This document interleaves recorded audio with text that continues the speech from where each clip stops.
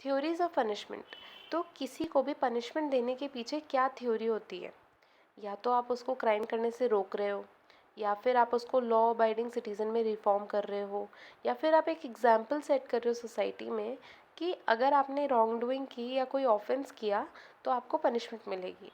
तो ऐसे जो भी एम ऑब्जेक्ट्स आप अचीव करना चाहते हो ना, जब आप किसी को पनिशमेंट देते हो, वही पनिशमेंट के पीछे की theory is theories of punishment. Okay. तो पनिशमेंट पहली बात किसके ऊपर इम्पोज की जाती है? एक रॉन्ग डूअर के ऊपर इम्पोज की जाती है, और उसके पीछे का ऑब्जेक्ट होता है कि हम उसे डेटर कर सकें। डेटर का मतलब होता है टू एब्सटेन, किसी को रोकना from repeating the same offence. ठीक है, जो उसने एक रॉन्ग डूइंग की है हम उसको वापस ना करने दें, उसको रोक सकें, टू डेटर दैट पर्सन। ठीक है, ये एक ऑब्जेक्ट हुआ हमारा। उसके साथ ही हमारा सेकेंड ऑब्जेक्ट होता है कि हम सामने वाले को रिफॉर्म कर सकें into a law abiding citizen. ऐसा होता है कि उसने रॉन्ग डूइंग की, आपने पनिशमेंट दी, तो अब वो दोबारा से वो चीज़ रिपीट नहीं करेगा, क्योंकि उसको पता है कि अगर उसने की तो उसको दोबारा से पनिशमेंट मिलेगी। अब पनिशमेंट जो होती है वो कॉन्सिक्वेंस होती है आपके ऑफेंस का, आपके रॉन्ग डूइंग की, और ये क्रिमिनल लॉ में इम्पोज की जाती है। सैलमन ने डेफिनेशन दी है, ये कहा है कि क्राइम क्या होता है? Crime is harmful to the society although its immediate victim may be an individual. Crime जो होता है वो सोसाइटी के लिए हार्मफुल होता है, बट ऑल्दो इमीडिएट विक्टिम तो इंडिविजुअल ही होता है। फॉर एग्जाम्पल, मैंने किसी की जान ली तो इमीडिएट विक्टिम तो एक ही इंसान है, लेकिन उसका जो इम्पैक्ट होता है वो सोसाइटी के लिए भी हार्मफुल होता है। ओके। तो उसके बाद हम स्किप करके आ जाते हैं थ्योरीज ऑफ पनिशमेंट में। थ्योरीज ऑफ पनिशमेंट में यही है कि अब हम पढ़ेंगे 6 तरीके की theories. First is deterrent theory. तो शॉर्ट में मैंने ये लिख रखा है, आप देख सकते हैं, शॉर्ट में है बिल्कुल। अगर आपको सिर्फ रिवीजन करना है ना, बिल्कुल शॉर्ट में जानना है, तो यही है डेटरेंट थ्योरी। इसमें डेटर किया जाता है। डेटर का मतलब होता है टू एब्सटेन। तो बेसिकली आप किसी को जेल में डाल दो, ताकि वो अब कर ही नहीं सकता ना, जो कोई चोरी कर रहा है आपने उसे जेल में डाल दिया, वो कैसे चोरी कर लेगा? तो आपने डेटर कर दिया, टू स्टॉप कर दिया। फिर नेक्स्ट इज रेट्रीब्यूटिव थ्योरी। पहले ये प्रैक्टिस की जाती थी। रेट्रीब्यूटिव थ्योरी होता है an eye for an eye, a tooth for a tooth. Basically इसमें बदला होता है, टू रिबेल, वेंजेंस। ठीक है, बदला लेते हो आप। उसने मेरे किसी करीबी को मारा तो मैं उसके किसी करीबी को मार दूंगी, सिंपल। ये होती है रेट्रीब्यूशन की theory. Third is preventive theory. Preventive theory में आप प्रिवेंट कर देते हो सामने वाले को कि वो कर ही ना पाए वो क्राइम दोबारा से। फॉर एग्जाम्पल, आपको किसी को रोकना है, प्रिवेंट करना है, तो आपने उसको डेथ पेनल्टी दे दी। अब वो मर गया तो कैसे करेगा? लाइफ इम्प्रिजनमेंट दे दी, या फिर आपने इम्प्रिजन कर दिया, तो वहाँ पे वो नहीं कर सकता ना, तो आपने उसे प्रिवेंट कर दिया। Fourth is reformative theory. Reformative theory ना गांधीयन प्रिंसिपल पे बेस्ड है कि hate the sin not the sinner. तो यहाँ पे इसके पीछे का एक थोड़ा सा है, वो आप नीचे पढ़ना, बट इसमें बेसिकली यही है कि आप किसी को रिफॉर्म करने के ऊपर ध्यान देते हो। आपका ऑब्जेक्ट होता है कि वो रिफॉर्म हो जाए इंटरनली। फिर नेक्स्ट इज एक्सपिएटरी थ्योरी। ये भी अब प्रैक्टिस नहीं होती है, पहले होती थी। एक्सपिएटरी थ्योरी में क्या होता है, ऐसा माना जाता है कि अगर आपने है ना अपने करे हुए गलत काम के लिए, उसके लिए ना आपने वो कर लिया, एक्सपिएट कर लिया, तो आपको वापस से आप एक गुड पर्सन बन जाओगे और वापस आप स्वर्ग में जाओगे, ऐसा ये थ्योरी बोलती है। ठीक है, मतलब ऐसा है कि अगर आपने पापों का प्रायश्चित कर लिया ना, तो आप वापस से एक गुड पर्सन हो गए और अब आप बैक टू नॉर्मल हो गए हो। ठीक है, तो अगर किंग ने जो सज़ा दी, अगर आपने वो उसके थ्रू आप प्रोसेस हो गए, तो उसके बाद आप वापस गुड पर्सन बन चुके हो। ठीक है, तो मनुस्मृति में इसका एंशियंट एरा में मेंशन था, और ये पहले ही एक्सरसाइज होती थी, अब नहीं होती है ये। Next is theory of compensation, जिसमें होता है कि कंपनसेशन पे फोकस होता है कि सामने वाले को कंपनसेशन मिल जाए। मेन फोकस कंपनसेशन होता है, साथ में पनिशमेंट भी मिलती है। ठीक है, तो let's start with the deterrent theory. Deterrent theory में क्या होता है? डेटर का मतलब मैंने बताया, to abstain from doing any act. ठीक है, तो इसमें क्या होता है, आप प्रिवेंट करते हो क्रिमिनल्स को कि वो दोबारा से क्राइम रिपीट ना कर सकें इन फ्यूचर। ठीक है, इसमें क्या होता है, आपको ना सीवियर पनिशमेंट दे दी जाती है, बहुत ज़्यादा। ठीक है, और जो भी ऑफेंडर होता है ना, उसको उसके क्राइम के लिए बहुत सीवियर पनिशमेंट दे दी जाती है, जिससे क्या होता है, एक तो वो वापस करने से डर जाता है कि मैं अगर दोबारा से रिपीट करूँगा तो मुझे पनिशमेंट मिलेगी, वो भी बहुत सीवियर। ठीक है, और सेकेंडली आप है ना सोसाइटी में एक एग्जाम्पल सेट कर देते हो कि इसने इतना सा क्राइम किया था और इसके ऊपर इतनी सीवियर पनिशमेंट इम्पोज हो गई, तो हम भी नहीं करें। तो सोसाइटी में एक डर बैठ जाता है और वो भी रिपीट नहीं करते हैं, एक लेसन मिल जाता है सबको। ठीक है, बट इसका क्रिटिसिज्म, जब भी आप थ्योरीज़ का आंसर लिखें तो इसी तरीके से लिखना, सबसे पहले एक्सप्लेन करना कि वो है क्या और उसके बाद उसका क्रिटिसिज्म अलग से मेंशन करना, ठीक है। ये एक प्यारा सा फॉर्मेट बना देता है आंसर का, ठीक है। It seems good. तो हमने डिटरेंट थ्योरी में क्या पढ़ा कि सीवियर पनिशमेंट मिल जाती है जिससे एग्जाम्पल सेट हो जाता है और लोग उसको करने से डरते हैं। तो प्रिवेंट कर दिया आपने वो डूइंग, दूसरे लोगों को भी और उस सेम इंसान को फ्रॉम डूइंग दैट ऑफेंस, ठीक है। पर इसका क्रिटिसिज्म ये है कि अब फॉर एग्जाम्पल किसी ने छोटी सी चोरी की और उसके लिए हमने बोला कि नहीं इसको है ना लाइफ इम्प्रिजनमेंट दे दो या डेथ पेनल्टी दे दो, फांसी दे दो। तो होता क्या है, लोगों की ना सिंपैथी आती है, यार चोरी ही तो की थी, इसके लिए इसको इतनी ज़्यादा पनिशमेंट देने की क्या ज़रूरत थी। तो वो सिंपैथी आ जाती है लोगों के मन में उस ऑफेंडर के लिए।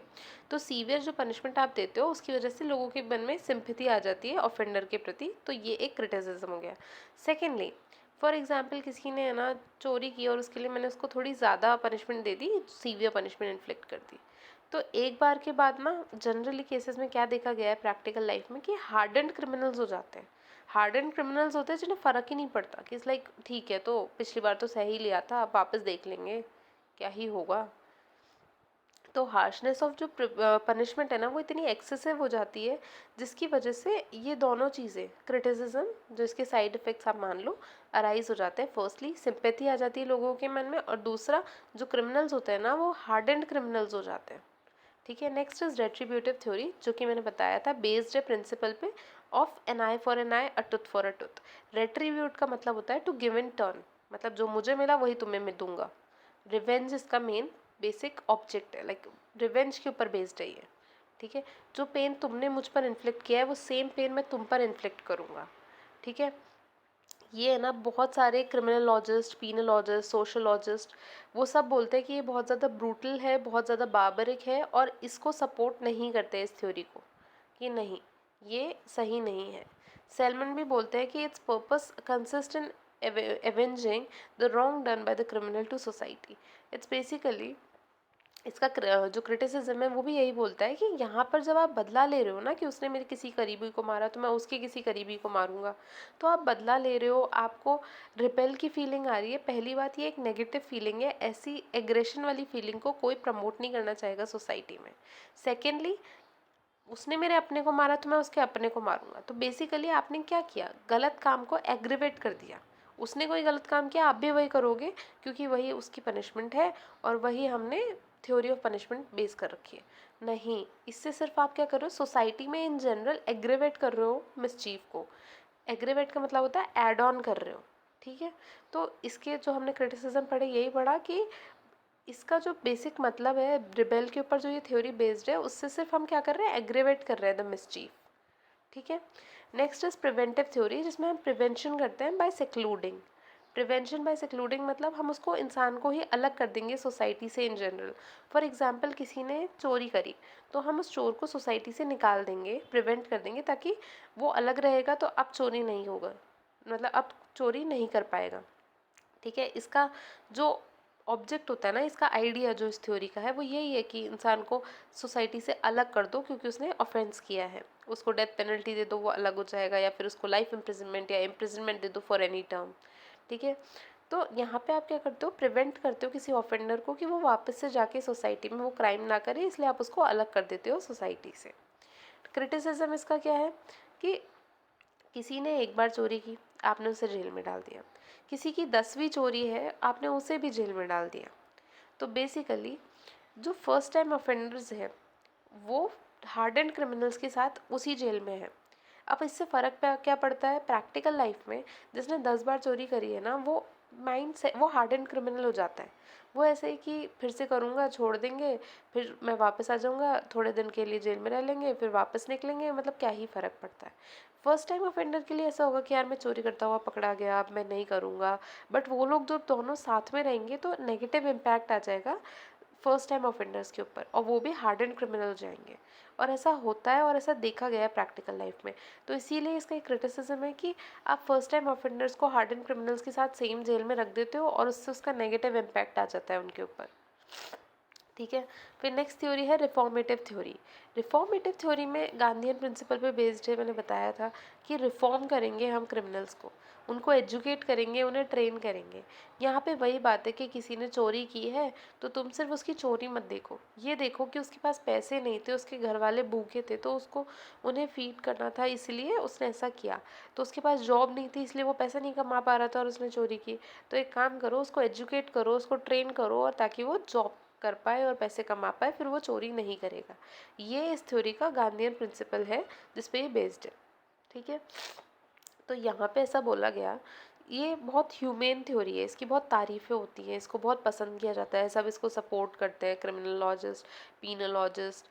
ठीक है, क्योंकि इसका मेन पर्पस होता है कि क्रिमिनल को ना एक बीमार इंसान की तरह ट्रीट करो, कि उसको ठीक करा जाना चाहिए, उसकी जो प्रॉब्लम्स है उसको सॉल्व करना जाना चाहिए। ठीक है, लेकिन ये इसका जो क्रिटिसिज्म है वो ये है कि एक बात बताओ, अगर किसी ने क्राइम किया तो हम उसे जेल भेज रहे हैं, पर जेल में हम उसको है ना घर जैसा ही ट्रीटमेंट दे रहे हैं, उसको सिखा रहे पढ़ा रहे हैं। तो जेल का क्या मतलब है? जेल एक रहने के लिए घर नहीं हो गया, एक ड्वेलिंग हाउस नहीं हो गया। जेल आप इसलिए जाते हो क्योंकि आपने गलती की है और आपको सज़ा भुगतनी है। अब सज़ा भुगतने के नाम पर आपको एक बढ़िया घर मिल रहा है, ऐसा खाने पीने को मिल रहा है, और आपको मस्त रहने की जगह मिल रही है, एजुकेशन मिल रही है, ट्रेनिंग मिल रही है, तो वहाँ पे it is more like a dwelling house. तो पनिशमेंट का जो प्रिजन का जो मेन मकसद था कि पनिश करना है हमें ऑफेंडर को, वही डिफीट हो जाता है इस थ्योरी में। तो ये इसका एक क्रिटिसिज्म है कि प्रिजन प्रिजन है कि पनिशमेंट के लिए दिया गया है, या फिर कोई ड्वेलिंग हाउस है कि गुनाह करो तो जाओ मस्त घर में रहने को मिलेगा। ठीक है, तो ये इसका क्रिटिसिज्म हो गया। Next is expiatory theory. Expiatory theory में क्या होता है कि पनिशमेंट अगर आपने भुगत ली है, अगर आपने पापों का प्रायश्चित कर लिया है, तो आप वापस से एक गुड वर्चुअस मैन हो जाओगे, प्योर हो जाओगे, मतलब बिल्कुल।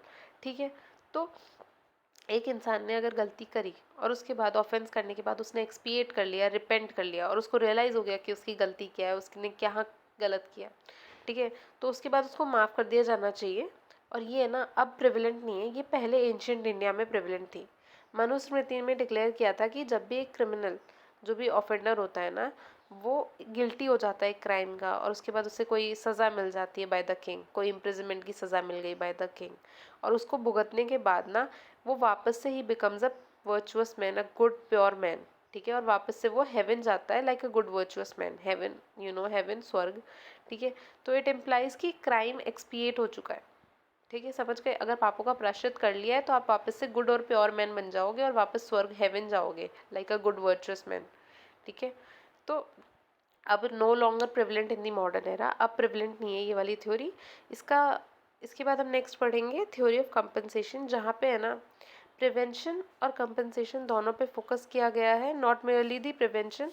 ठीक है, कि कंपनसेशन भी मिलना चाहिए टू द विक्टिम। और इसका क्रिटिसिज्म है कि ये ओवर सिंप्लीफाई कर देता है, ओवर सिंप्लीफाई क्या कर देता है, मोटिव ऑफ द क्राइम, कि इतना इजी नहीं होता कि आपने किसी ने क्राइम किया है तो आप कंपनसेट कर दो एंड दैट इज़ डन, थोड़ी सी सज़ा दे दो, प्रिवेंशन, नो, बहुत ज़्यादा सिंप्लीफिकेशन हो गया है। ठीक है, कंपनसेशन मेन ऑब्जेक्ट नहीं हो सकता पनिशमेंट के पीछे। That is it.